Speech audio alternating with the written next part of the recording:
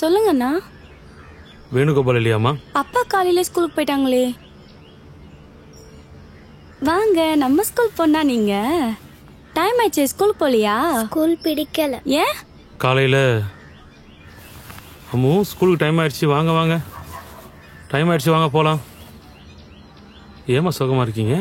School பிடிக்கலப்பா. ஏன், என்னாச்சு? Venugopal sir என்ன பேட் டச் பண்றாங்க, எனக்கு பிடிக்கல. இந்த மாதிரி உட்கார வச்சுதான் என்ன பேட் டச் பண்றாங்க. போலீஸ் கிட்ட சொன்னீங்களா?